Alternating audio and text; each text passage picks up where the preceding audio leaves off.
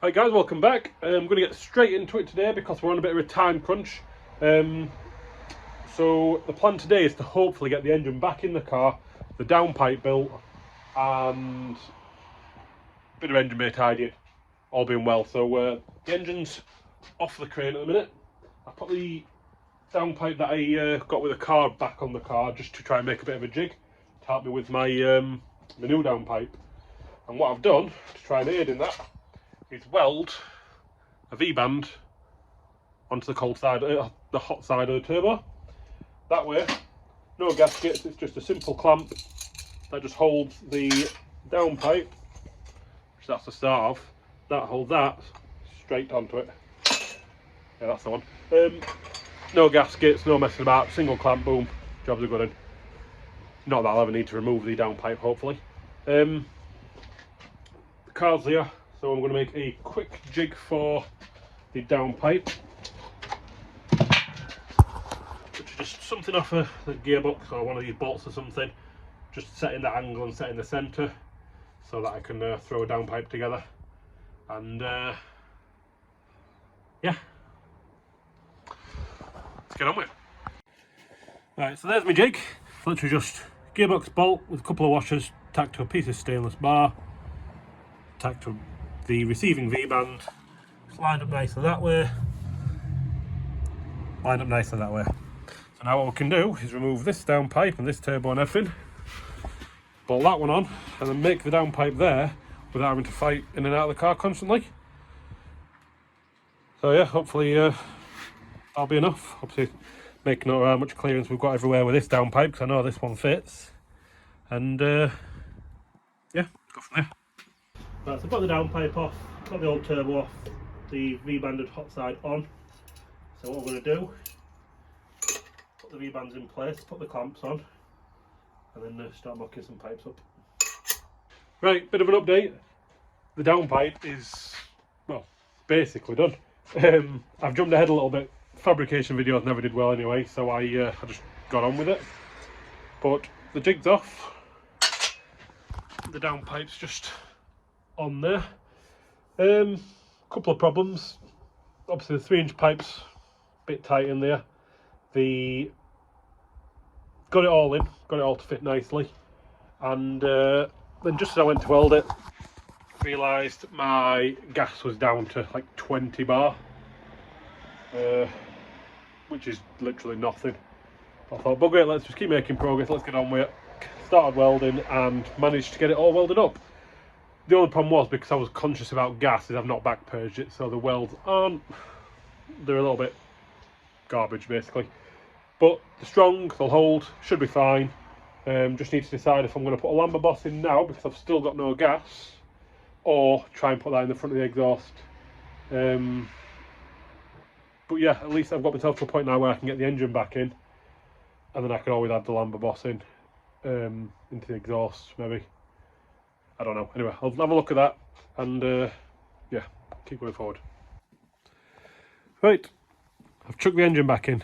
It's not in permanently, there's still a couple of little bits and bobs I want to do in the engine bay, but mainly just to check that that downpipe comes out in the right place, which I'll try and show you this best I can. I don't know if you can see that, but the downpipe there is pretty much central in the tunnel.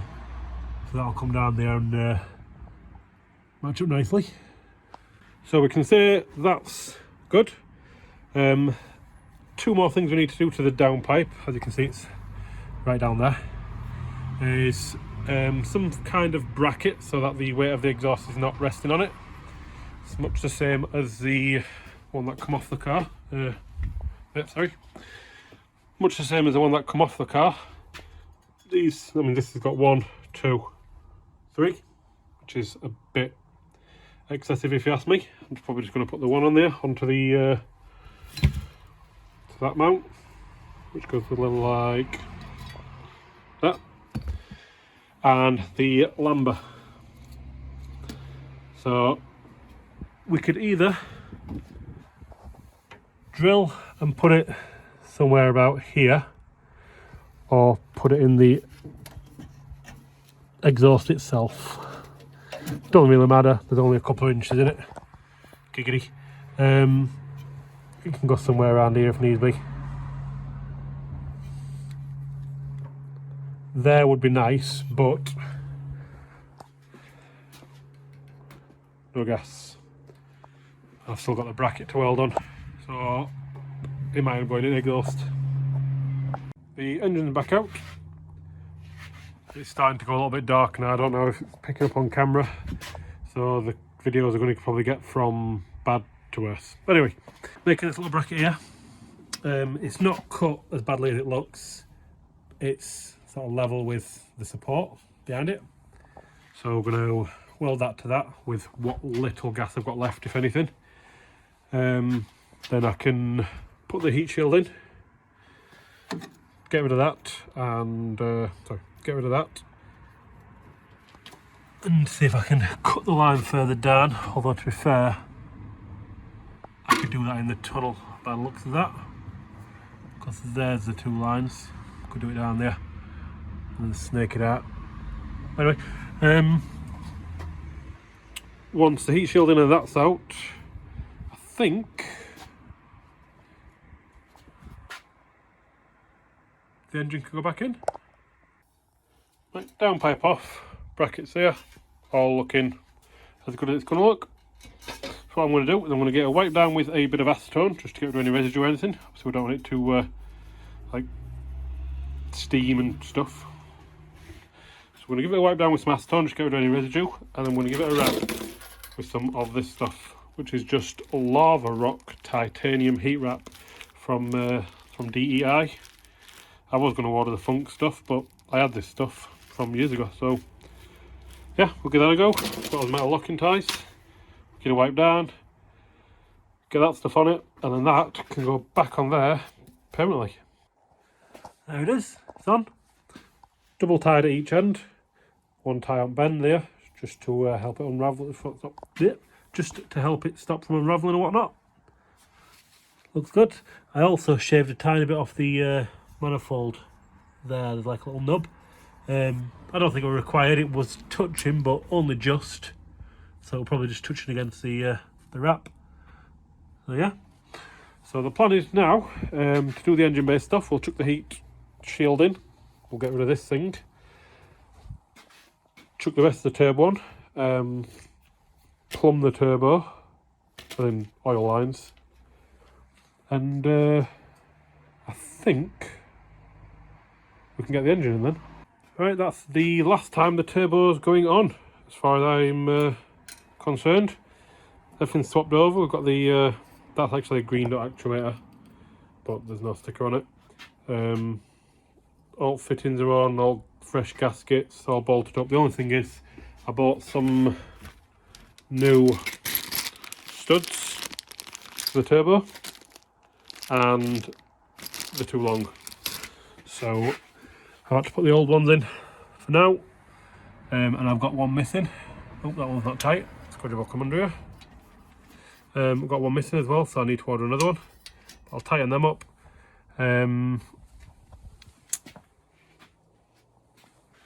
I do need to chuck a new gasket on the breather plate, but I can do that while it's in the car. I'm on a bit of time crunch.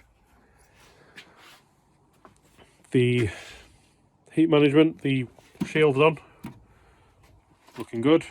Got this shield as well, thanks to, I forget your name, sorry, Paul, I want to say Paul Crowder or something like that. Give me this shield, wouldn't even charge me for postage. So I removed the evap valve, it's gone. The pipe work is still behind here, but we can get that from under the car and sort of wiggle it out, that's not a problem.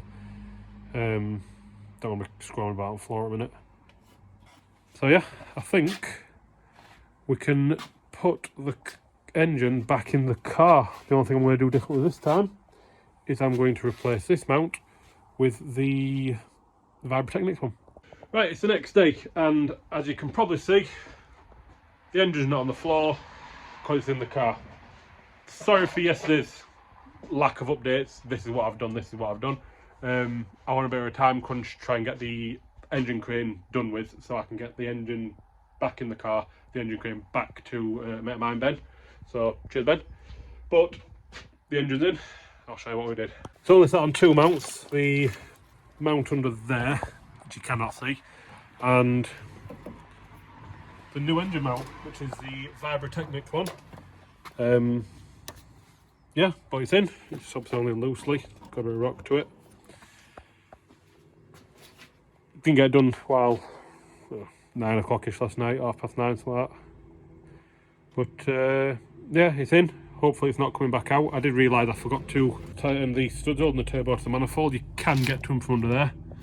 So that tiny little gap, which we'll do before we took the shafts back in, probably. So yeah, we just need to obviously get all this wiring laid nicely again, get it all plugged in, get the alternator and everything on. And then we can start looking at hosing it all up and working on the cooling system.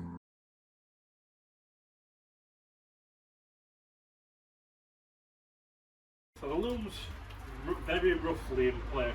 Obviously this goes back from the engine, this goes up there and across there.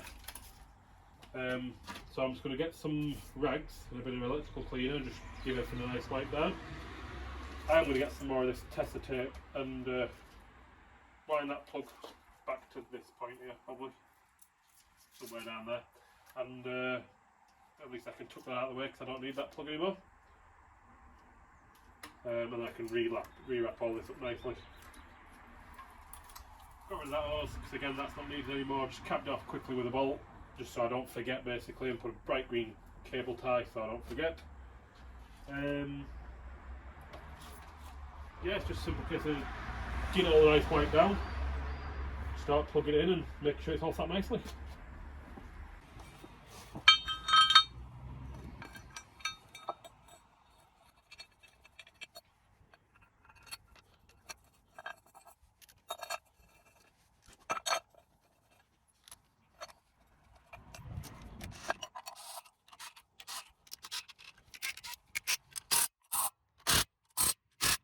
Right, a couple of things to note putting this whole assembly together. First of all, when installing and removing the alternator, you will see, first of all, that it's a ridiculously tight fit, like unnecessarily.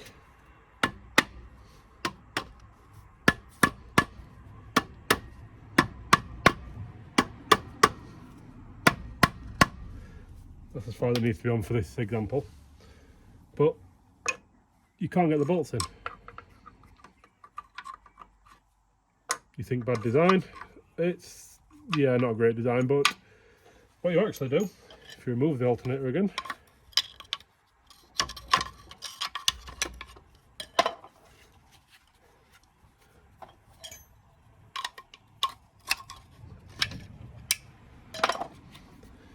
you put the bolts through the holes. You'll notice there's these little slots here. Literally back them off as much as you can, and it goes into, it's hard to show you, but they go into them slots, and then you just tighten the bolt in. So Renault thought about the layout of things. Alright, so the alternator's on. Didn't really record because I were all over the place and you banging it and leaving it and putting a bolt in from that side to try and line it up and that a little bit tight fitting. But right, the next step is the air conditioning. So obviously normally you'd have an air conditioning pump there, there's your plug, boom, onto the belt. I've chosen to remove the air conditioning, stupid I know. A couple of ways you can go about that. First of all, what a lot of people do is you get the air conditioning pump, literally cut it in half, and disassemble it all, cut it in half, so you're left with just the part that bolts, just the bolt holes and like a little bit of casing and the pulley, which obviously got something for the belt to go around. Pure Motorsport seller kit, which again just bolts there, bolts into the original holes, and you've got a pulley there. Some people use a stretch belt, although I'm not really a big fan of that idea. And then the last one is the genuine Renault aircon delete stuff, aircon removal stuff. This comes on cup cars and I think that's it. Genuine cups don't come with aircon. A couple of things to note though, obviously it shares this hole. The air conditioning pump uses that hole and that hole, but this uses the further hole and the further hole, like that. Not a problem, so what I did is just got a tap and die set, run tap through each of them just to clean the thread through. I'll get a blast with some cleaner as well, just to blow through any crap that might be in there. But it still won't just bolt on because the original bolts for the air conditioning are too long. So obviously if you wind that in, you're going to end up with that much slack in it. Not ideal, so I need to order some different bolts, but I'll put it in there loosely, so at least we've got something else on the engine, then we can just change the bolts out when they arrive.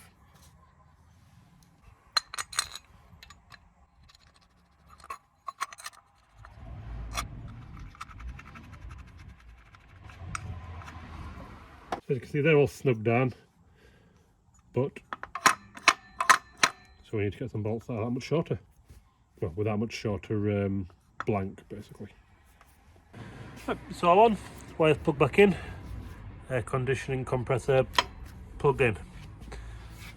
Next step to get the engine fully in is the rear gearbox mount, which I'm replacing with one of those Powerflex engine mount.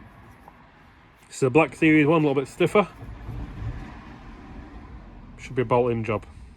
So according to the instructions, get that. Get your Powerflex grease. Give that a liberal coating. Don't be scared to get on your fingers, it's not going to hurt you. Going to push that. It's got a curved side and a flat side. Curved side in.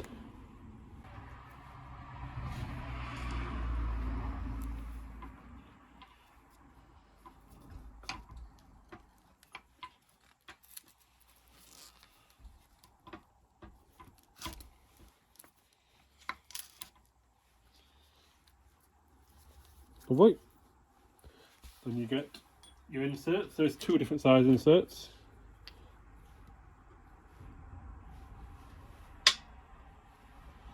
This insert goes in this one. Ow.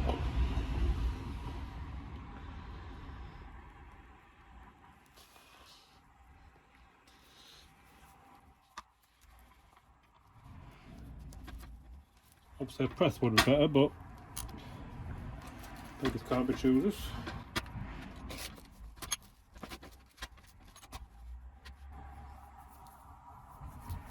Beautiful. Other side.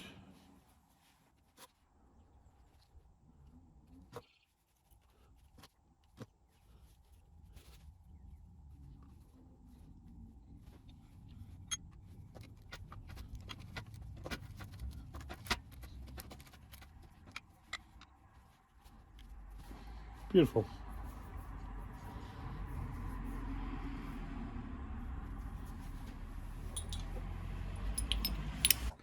Alright, then under the car you put into this. This is where the mount bolts between this and this. Obviously my mount's knotting from removing the engine, but it's literally just undo these three bolts, this metal plate comes away, undo this bolt and the mount will just drop out. Easy peasy. So what I'm going to do, quickly remove this metal plate.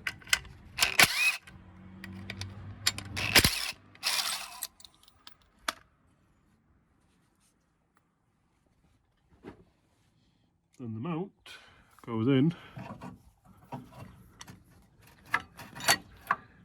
here. Right, top tip, this side's a little bit of a pig to line up, so what I've done is remove this bracket, remove that bolt to give me a little bit of play, and then got it in enough so that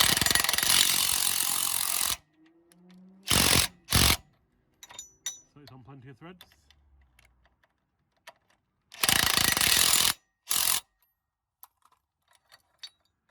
Then we can chuck them bolts in, we can try and line it up.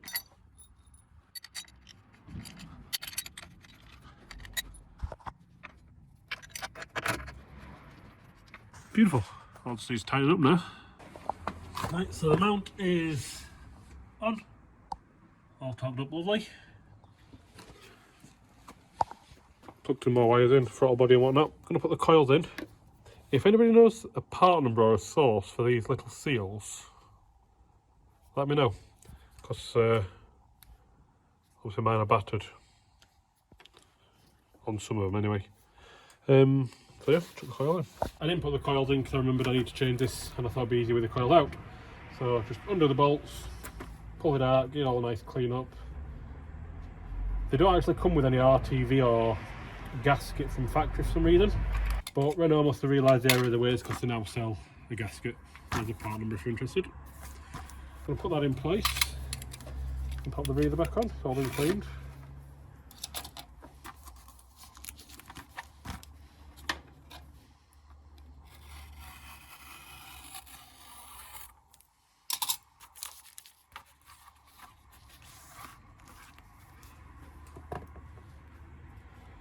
That just sits like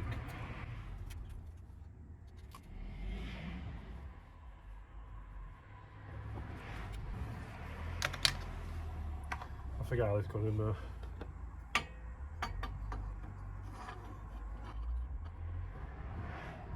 Well, make sure none of the bolt holes are covered with the gasket.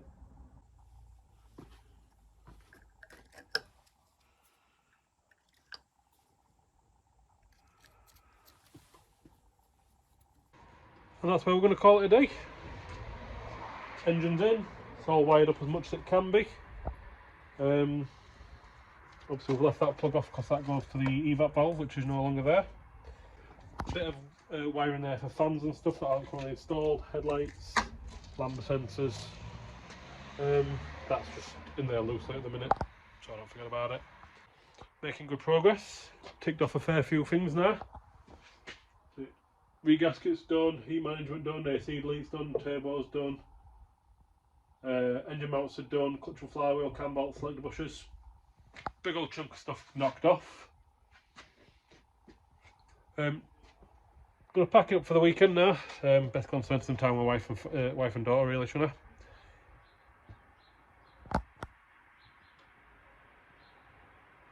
Next up, I'm hoping to get the front end of the car back on. Just have a look at the cooling so I can get all the hoses and everything on. Oh, I need to do the clutch line as well actually, before I forget, which is currently there. And bleed that, which is a pain apparently. But yeah, next up I think is going to be the cooling system, i.e. all the hoses will go back on and a little modification to the coolant system that's currently on the car. And we'll be getting rid of the Clio radiator, which is this little bitty thing here, and replacing it with what's in that box,